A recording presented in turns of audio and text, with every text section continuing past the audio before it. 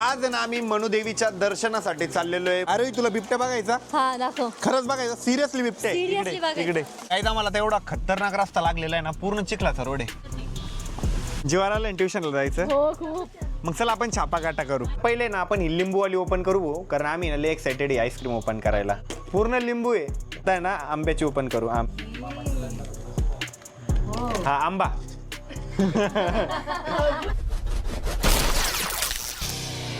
नमस्कार मित्रांनो, very good morning आणि स्वागत आहे तुमचं आपल्या व्लॉग मध्ये.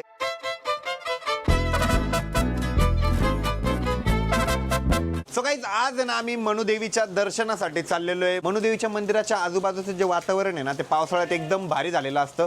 सो आता आम्ही त्या साईडला चाललेलो आहे आणि एकदम पाऊस चालू आहे. माहिती का, रात्रभरापासून पाऊस चालू आहे. पाऊस काहीच थांबलेला नाहीये आणि अमोल तर मस्तपैकी छत्री घेऊन रेडी पण आहे निघण्यासाठी. आरोही आहे ना माझ्यासाठी ढोकळा घेऊन आलेली आहे. घरी बनवला? हा मग मावशी सगळे बनवलाय. एकच बाईट दे. घे घे.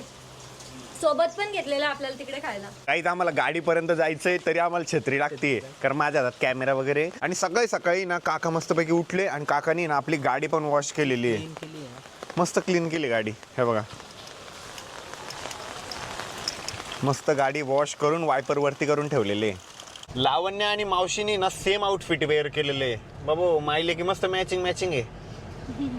आणि आरोहीचा काय टाइमपास चालू आहे काय माहिती. चला रे. आमली काय टाइमपास करते काय माहिती.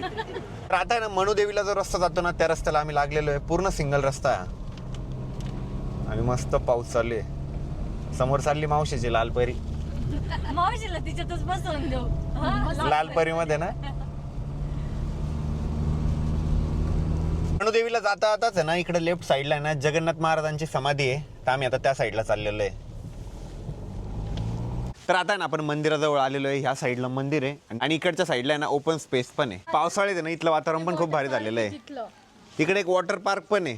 इकडे आले होते का लास्ट टाइम तुम्ही? इकडच्या साईडला आहे ना, त्याच्या पाठीमागे आहे ना वॉटर पार्क आहे. चला मंदिरात जाऊ. इथलं लॉक बघा किती भारी आहे. पण ओपन आहे ते.